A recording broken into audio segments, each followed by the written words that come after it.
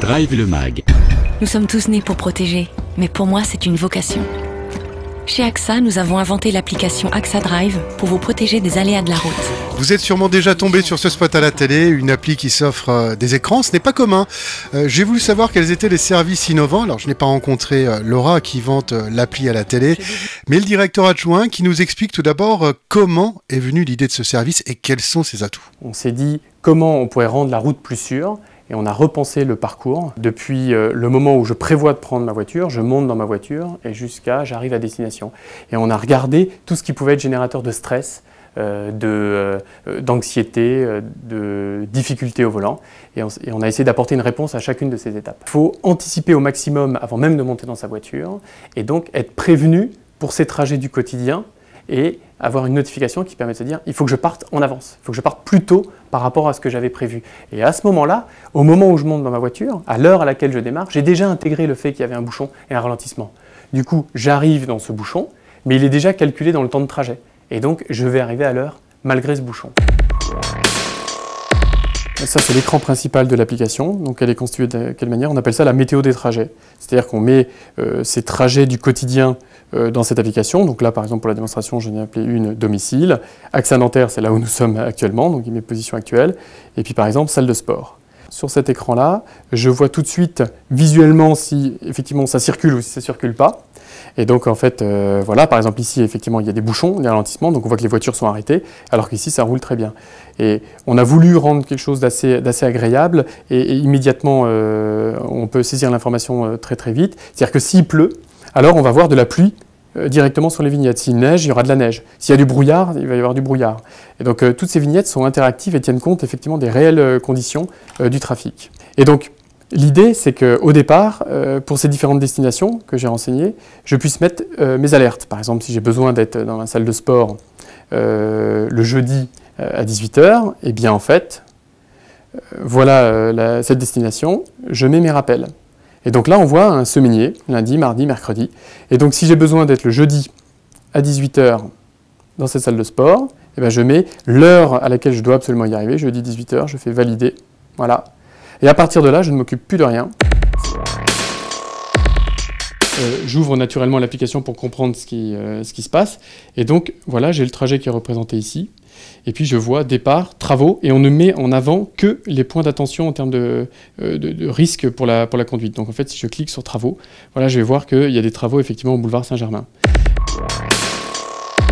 Je rentre dans ma voiture et j'appuie sur « C'est parti ». Et donc là, je vois que j'ai la possibilité de partager mon itinéraire. Je peux même utiliser mon GPS favori. Si je veux être aiguillé par mon GPS que j'ai l'habitude d'utiliser sur mon smartphone, il n'y a pas de problème.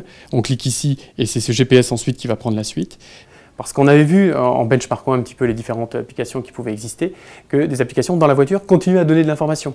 Vous permettait effectivement, il y avait une interactivité qui était possible.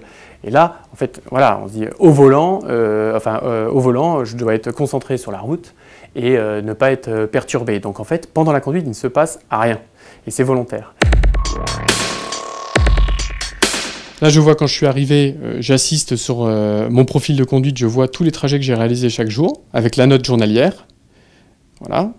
Et de cette note journalière, j'en déduis une note globale moyennée qui, comme je l'ai dit, se décompose par sous-score. Accélération, freinage, virage, allure.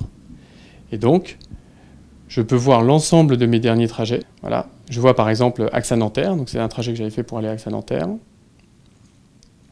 Je vois ce trajet et je peux, pour bien comprendre les notes que j'ai obtenues, je peux revivre ce trajet en allant sur revoir. Les événements perturbants sont indiqués en orange. Donc voilà, par exemple, la accélération brusque. Ensuite, la voiture monte sur le périphérique.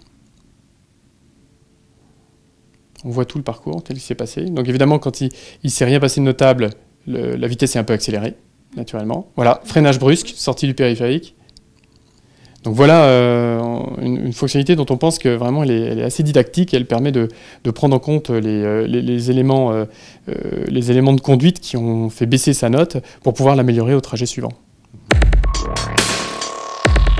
C'est qu'au fur et à mesure des trajets, ici il y a un petit compteur. Donc là c'est les kilomètres que j'ai parcourus depuis le début. Et puis ici un compteur en euros. par exemple, c'est marqué 2,04 € économisés. Et bien en fait, c'est un algorithme qu'on a développé qui permet de calculer l'économie d'essence que l'on a fait à partir de la conduite que l'on a eue, à partir d'une conduite nominale. Dès qu'on a une note qui est meilleure, plus haute, et bien en fait, on réalise dans le même temps un gain sur la consommation d'essence. Et en fait, on l'a traduit sur une consommation moyenne, on l'a traduit en euros. Et c'est ce qu'on affiche ici dans l'application. Donc évidemment, on peut aussi baisser et reperdre de l'argent. Si on a une conduite trop agressive, à ce moment-là, ce compteur va baisser. Donc l'idée, ce qu'on voulait, c'était donner une indication de l'impact que pouvait avoir une conduite responsable sur ses finances. J'ai la possibilité de pouvoir partager mon itinéraire. C'est-à-dire qu'en fait, j'appuie sur un bouton et j'ai la possibilité, soit par Twitter, soit par SMS, soit par mail, d'envoyer, alors si je prends le mail par exemple, d'envoyer un mail à la personne de mon choix. Elle le reçoit, elle clique sur le lien, c'est marqué « Suivez-moi sur AXA Drive ». Elle clique sur le lien et donc en fait sur une page web, elle me suit en temps réel sur le parcours. Donc elle voit d'où je suis parti, elle voit le point d'arrivée et elle me voit en temps réel. Donc c'est plus nécessaire de se passer des coups de fil, d'envoyer des SMS sur « mais où tu es, qu'est-ce qui se passe ?» Mais en fait, voilà, on enlève effectivement ces éléments de perturbation de la conduite et on peut suivre en temps réel sur un smartphone, sur une tablette, sur un PC, et bien la personne qu'on attend sur son trajet. On va la faire évoluer progressivement dans le temps. C'est important parce qu'on n'a pas décidé chez AXA de lancer une application comme ça one shot, mais au contraire, de la faire évoluer. Vraiment, ça s'inscrit dans la durée et on a prévu une roadmap d'évolution assez importante. Je développe des applications mobiles chez AXA. La protection est ma vocation. C'est vraiment quelqu'un qui travaille chez AXA, et qui fait partie des équipes digitales. Et simplement, effectivement, pour la publicité, il y a eu un casting. Et donc voilà, et donc tout le monde ne peut pas être présent sur cette vidéo. Et puis il y a certaines personnes qui accrochent peut-être plus la lumière que d'autres. Et donc voilà, Laura fait vraiment partie des équipes d'AXA, des services digitaux. Et elle travaille effectivement dans les services digitaux. Donc voilà, c'est pas du tout une comédienne.